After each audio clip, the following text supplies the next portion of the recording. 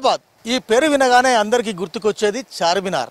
భాగ్యనగర్ అంటే చార్మినార్, చార్మినార్ అంటే మూసీ నది. హైదరాబాద్ ఎక్కడ ఉంది అంటే మూసీ నది ఒడ్డున ఉందని మనం చిన్నప్పటి నుంచి పాఠ్య పుస్తకాల్లో చదువుతూనే ఉన్నాం. కానీ ఒకప్పుడు మూసీ నది తాగునీటి అవసరాలు తీర్చింది. ఒకప్పుడు మూసీ నది ఈ ప్రాంత పంట పొలాల నుంచి అనేక ధాన్యాగారపు రాసులు వచ్చాయి. కానీ ఇప్పుడు మూసీ నది పరిస్థితి వేరు. మూసీ అనగానే కంపు, మూసీ అనగానే మురుగు, మూసీ అనగానే అనేక వ్యర్థాలకు వేదిక అని ఇక్కడ తేటతలమవుతుంది. తాజాగా ప్రభుత్వాలు మారిన కొద్దీ ఇక్కడ మూసీ నదిని ప్రక్షాళన చేస్తామని ఆ రాజకీయ పార్టీలు, ఆయా ప్రభుత్వాలు తమ తమ ఎజెండాలో పెట్టుకుంటున్నాయి. కానీ ఏళ్ల నుంచి చూస్తున్నాం, ఏ ప్రభుత్వాలు కానీ ఏ రాజకీయ పార్టీలు కానీ మూసీ నది ప్రక్షాళన దిశగా చర్యలు చేపట్టడం లేదు. తాజాగా కాంగ్రెస్ సర్కారు కొలువు తీరిన తర్వాత మూసీ నది ప్రక్షాళన కోసం పెద్ద ఎత్తున ఒక సాహస కృత్యం అయితే చేస్తుంది. అయితే మూసీ నది ప్రక్షాళన సంగతి దేవుడెరుగు. కానీ ఈ మూసీ నది ఎలా కలుషితం అవుతుంది, ఎలా వ్యర్థాల బారిన పడుతుందన్నదే ఇవాళ అనేక వర్గాలు ఆందోళన వ్యక్తం చేస్తున్నాయి. ఈ మూసీ వ్యర్థాలను ఎలా కట్టడి చేయాలన్నదే ప్రధాన అంశంగా ఇక్కడ చర్చకు వస్తుంది. అయితే మూసీ ఈ వ్యర్థాలను ఎలా తొలగించాలి, మూసీ వ్యర్థాలు ఎక్కడెక్కడ ఉన్నాయి, ఏ ఏ కంపెనీల నుంచి ఎంతెంత మురుగు ఈ మూసీలోకి వస్తుంది, పవిత్ర మూసీ నది ఎలా కలుషితమైంది, ఇవాళ గ్రౌండ్ రిపోర్ట్లో తెలుసుకుందాం.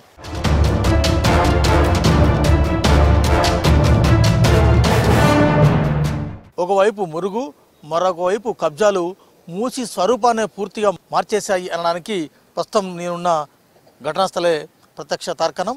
ప్రస్తుతం మనం చూస్తున్నాం లంగర్ హౌస్లోని బాపు ఘాట్ వద్ద.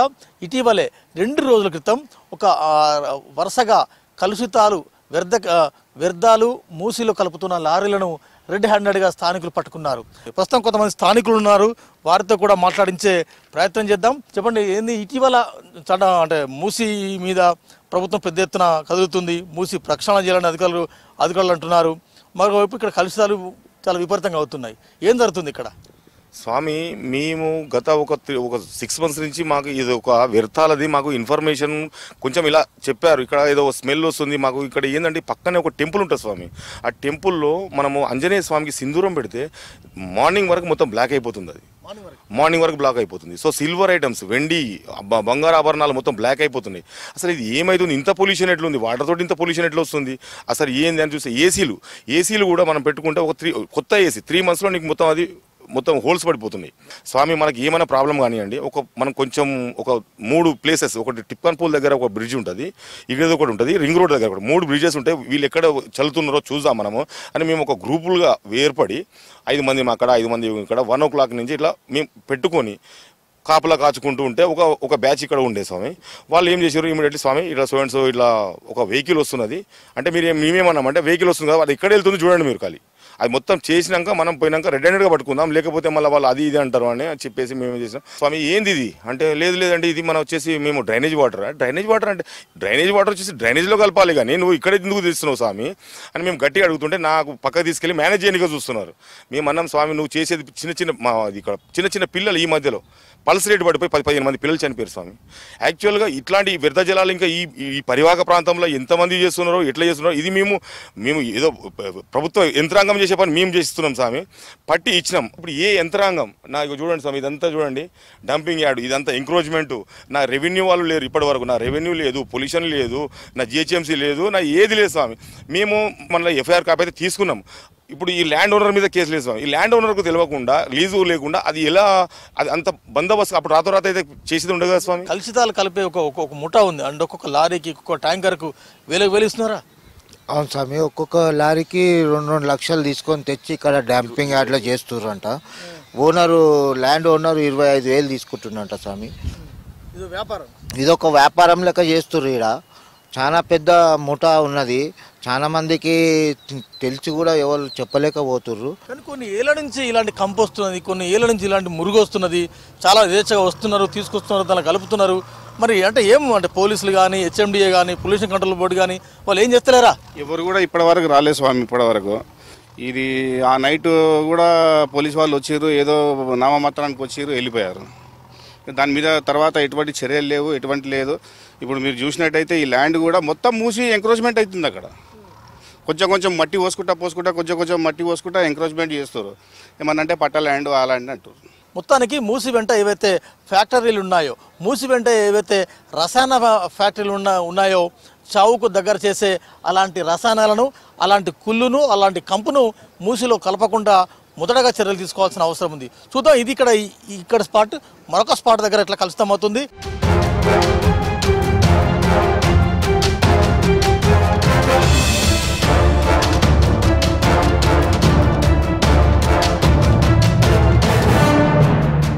ప్రస్తుతం నేను నార్సింగి పిఎస్ దగ్గర ఉన్నాను. ఒక్కొక్కరు ఒక్కొక్క రకంగా టెస్టులతో వస్తున్నారు. ఇటీవల కాలంలో వీరు ఏ పరీక్షలు నిర్వహించుకుంటున్నారు, ఏ పరీక్షలు ఎక్కువ మంది రోగులకి పరీక్షలు చేస్తున్నారు, వారిని అడిగి తెలుసుకునే ప్రయత్నం చేద్దాం. ల్యాబ్ టెక్నీషియన్ కదా.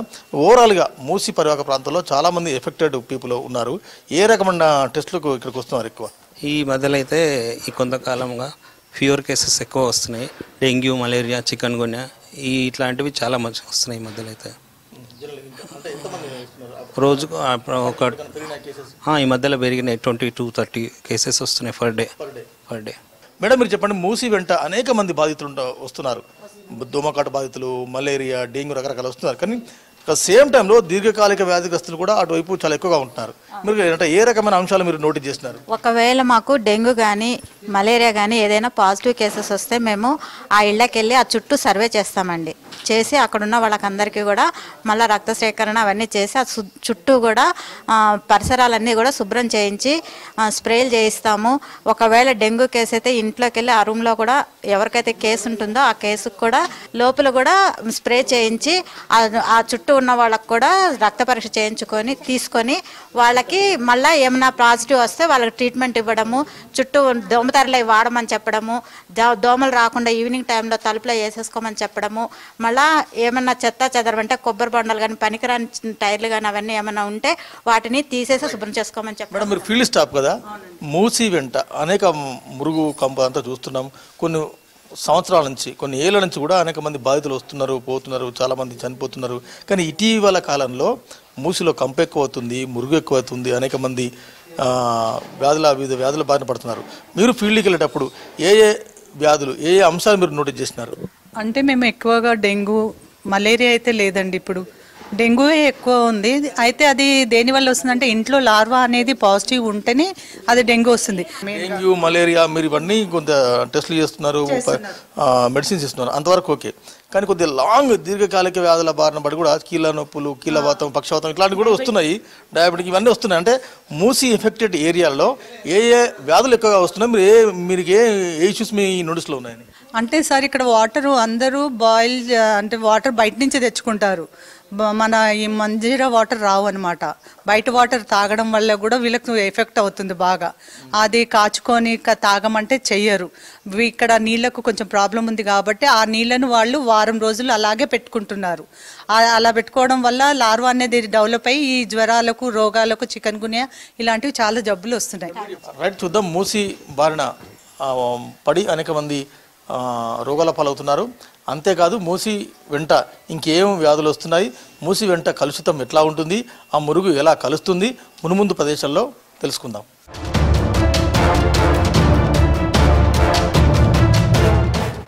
వ్యర్థాలకు, అనర్థాలకు కాలుష్య కాసారంగా మారిన మూసి ఎటు చూసినా కూడా కంపే కొడుతుంది, మురిగే మనకు ప్రత్యక్షంగా కనబడుతుంది. మనుషుల వ్యర్థాలు, రసాయనాలు ఒక ఎత్తైతే మూసి వెంట ఆక్రమణల జోరు అంతా ఇంత కాదనడానికి ఇదే ప్రత్యక్ష తార్కాణం. ప్రస్తుతం మనం చూస్తున్నాం విజువల్స్లో మూసి నది ఒడ్డున వెలుస్తున్న యథేచ్ఛగా నిలుస్తున్న అక్రమ నిర్మాణాలు మనం కల్లారా చూస్తున్నాం. ఒకటి కాదు, రెండు కాదు, వందల సంఖ్యలో ఇలాంటి మూసి నిర్మాణాలు ఉన్నాయి. ఇవి అక్రమమా సక్రమమా అని తేల్చాల్సింది అధికారులే. సో మనం కొంతమంది ఇక్కడ ఉన్నారు, వారిని అడుగు తెలుసుకునే ప్రయత్నం చేద్దాం. చెప్పండి, ఎట్లా ఉంది? మూసి వెంట ఒక 5 నిమిషాలు ఉంటేనే పెద్ద ఎత్తున వాసన వస్తుంది, ఓ పక్క ప్రభుత్వం ప్రక్షాళన అంటుంది, సాధ్యమేనా? ఇప్పుడున్న పరిస్థితులు చూస్తే మరి గత ప్రభుత్వాలు మనం 10 ఏళ్ళు పరిపాలించినా కానీ మూసిని ఇంతవరకు పట్టించుకున్న ఆదులు లేకుండా ఈరోజు రేవంత్ రెడ్డి గారు మరి ముఖ్యమంత్రి అయినాక ప్రభుత్వం ఎంతో ప్రతిష్టాకంగా తీసుకున్నటువంటి ఈ మూసి ప్రక్షాళన చేపడుతుంటే మరి కొంతమంది నీచులు మొన్న వారం కిందటనే ప్రభుత్వం గత 3-4 నెలల నుంచి హైడ్రాన్ పెట్టి మరి మూసిని ప్రక్షాళన చేస్తాం, మూసిని బాగు చేస్తామని చెప్తున్నా కానీ మీడియాలో కథనాలు వస్తున్నా కానీ అన్ని చూస్తూ గిట్టంగా మొన్న వ్యర్థాలను అత్తాపూర్లో మూసీ బ్రిడ్జ్ కాడ వాళ్ళు ట్యాంకర్లు చాలా కెమికల్స్, అవి ప్రాణాంతరమైన కెమికల్స్, అవి మనిషికి వాటర్ తలచిన దద్దులు వచ్చే ప్రయత్నాలు ఉన్నాయి. ఇప్పుడు మూసీ ప్రక్షాళన అంటున్నారు, వ్యర్థాలు తొలగింపు సాధ్యమేనా? మనం ఒక పక్క చూస్తున్నాం నిర్మాణాలు యథేచ్ఛగా 5 అంతస్తులు 3 అంతస్తులు 4 అంతస్తులు వెలుస్తున్నాయి. ఇవన్నీ ఎట్లా మరి? అందుకే దీని మీద ప్రభుత్వం ఇప్పుడే నిర్ణయం తీసుకుని జరిగింది. హైడ్రా పెట్టింది. హైడ్రాని కొంతమంది వ్యతిరేకిస్తారు, కానీ హైడ్రాని వ్యతిరేకించే వాళ్ళు ఎవరున్నారు? ఆ మూసికి ఆనుకొని 50 మీటర్ల దూరంలో ఇల్లు కట్టుకునే వాళ్ళే వ్యతిరేకిస్తారు తప్ప ఈ రాష్ట్రంలో ఈ మూసి ప్రక్షాళన చేస్తా అంటే 100% అందరూ నిర్ణయం కట్టుబడి ఉంటామని చెప్పి ప్రభుత్వానికి కట్టుబడి ఉంటామని చెప్పి నిర్ణయం జరుగుతుంది. మూసి నీళ్లు ముట్టుకుంటేనే మనకు రోగాలు వస్తాయి, వాసన చూస్తేనే కంపు కొడుతున్నది. ఎట్లా బతుకుతారు? అసలు ప్రభుత్వం ముందు అనేక సవాళ్ళు ఉన్నాయి కదా, ఎట్లా ఈ ప్రక్షాళన? ఈరోజు అర్ధవ్యర్థంగా కర్మాగారం నుంచి వచ్చేసి ఈ యొక్క వ్యర్థాలను వదులుతూ ఉంటే ఇది పూర్తిగా విషపూరితమైనటువంటి మూసి నదిగా ఇది రూపాంతరం చెందుతూ ఉంది. రాబోయే రోజులలో మరి ఏదైతే ఈ నల్గొండ ప్రాంతంలో వ్యవసాయ రంగానికి ప్రధాన హాయకట్టుగా మూసి నది ఉన్నది, అది అటువంటి హాయకట్టుకు కూడా ఈ యొక్క వ్యర్థాలు వెళ్ళి అక్కడ వ్యవసాయ రంగం కూడా పనిచేయనటువంటి కంట్రోల్ చేయడం అంటే ఈ ప్రభుత్వం తీసుకున్నటువంటి నిర్ణయం చాలా బ్రహ్మాండమైనది.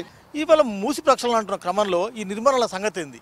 నిర్మాణాల గురించి అనేది హైడ్రా పరిధిలోకి వస్తుంది. ఎందుకంటే ప్రభుత్వము దానికి చిత్తశుద్ధితో కట్టుబడి ఉన్నది, ఎవ్వరికి కూడా ఉపేక్షించేది లేదు ఇటువంటి విషయాలలో. కాబట్టి రాబోయే ఇప్పుడు బహుళ అంతస్తులు చాలా అధికంగా వెలిసిన ఈ యొక్క హైదరాబాద్ వెస్ట్ ప్రాంతంలో, కాబట్టి అక్కడి నుంచి వచ్చేటటువంటి డ్రైన్ మొత్తం ఈ యొక్క మూసి నదిలో కలుస్తూ ఉన్నది. కాబట్టి దానికి ప్రభుత్వము వారికి కఠినమైన ఎవరైతే ఉల్లంఘిస్తారో చర్యలను వారికి ప్రత్యేకంగా వారికి చర్య తీసుకుంటుందని చెప్పేసి తెలియజేస్తున్నాం. సో అక్రమ నిర్మాణాలు ఒక పక్క అయితే, ఇంకా సిటీ లోపల ఇంకా ఎలాంటి వ్యర్థాలు కలుస్తున్నాయి, సిటీ లోపల మూసి ఎలా గుంజుకుపోతుంది, మూసిలో ఎలాంటి రసాయనాలు ఎలాంటి కలుషితాలు మూసిలో పడుతున్నాయి తెలుసుకుందాం.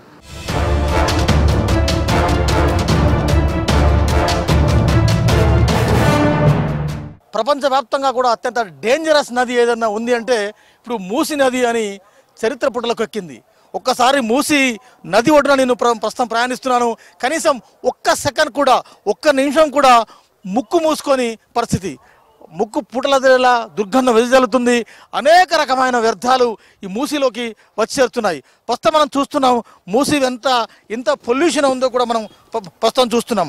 పట్టపగలే జనావాసాల మధ్య ఇలాంటి ఫైర్ అంటే చెత్త వేయడం, కాలబెట్టడం, అదేవిధంగా కనీసం ఈ మూసి వెంట ఎలాంటి ఇంధరీకరణ పనులు ఏమాత్రం కూడా 0% ఉన్నాయని మనకు చాలా స్పష్టంగా తేలిపోతుంది.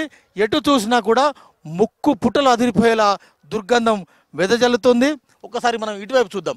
ఇటువైపు అయితే పశువుల కలేబారాలు, కుక్కలు, పందులు, ఇతర పశువులు చనిపోతే వాటి కలేబారాలను అక్కడ వేశారు. చుట్టుపక్కల పోయే వారికి ఆ దుర్గంధం వెదజల్లుతుంది, తద్వారా అనారోగ్య బారిన పడుతున్నారు. అవి ఎలా వచ్చి పడుతున్నాయి, ఎందుకు ఇక్కడే తేలుస్తున్నారు అంటే దానికి సమాధానం లేదు. స్థానికులు అదేవిధంగా కొంతమంది ముఠాలుగా ఏర్పడి మూసిని పూర్తి స్థాయిలో కలుషితం చేస్తున్నారు అనడానికి అనేక ఉదాహరణలు మనం చూస్తున్నాం. అత్తాపూర్ సమీపంలోని ఒక ప్రాంతంలో ఏకంగా పైప్ లైన్ వేసి మూసిలకి కాలుష్యాలను వదులుతున్న వైనం ఒక ఎత్తు అయితే, మరో ఎత్తు అయితే చుట్టుపక్కల స్థానికులంతా కూడా ఇలాంటి చెత్త చెదారాన్ని వివిధ చిన్న కంపెనీల వాళ్ళంతా వచ్చి ఇలాంటి చెత్త చెదారాన్ని ఈ మూసిలో పడేస్తుండడంతో మూసి కంపు ఇంకా విపరీతంగా మారుతుంది. అయితే మూసి సుందరీకరణ, మూసి ప్రక్షాళన అంశం దేవుడెరుగు, కానీ మూసి వెంట ఇలాంటి కలుషితాలు పడకుండా, ఇలాంటి వ్యర్థాలు మూసిలకు రాకుండా అధికారులు కట్టదిట్టమైన నిఘా ఏర్పాటు చేయాల్సిన అవసరం ఉంది. అధికారులు ఇలా నిఘా ఏర్పాటు చేస్తే కొంత మూసి కలుషితం కాకుండా ఉంటుంది. ఆ తర్వాత మీరు సుందరీకరణ చేస్తారా, ప్రక్షాళన చేస్తారా, మూసి వైపు ఆక్రమణలకు మీరు పులుస్టా పెడతారా అన్నది సెకండరీ. కానీ ఇలాంటి వ్యర్థాలు, పారిశ్రామిక వ్యర్థాలు, మానవ వ్యర్థాలు, రసాయన వ్యర్థాలు, ఎలాంటి కెమికల్స్ ఇలాంటి మూసిలోకి పడకుండా తగు జాగ్రత్తలు తీసుకోవాల్సిన అవసరం ఉంది. దీనికోసం మూసి వెంట ఒక గస్తీల అధికారుల గస్తీ బృందం పర్యటించాల్సిన అవసరం ఉంది.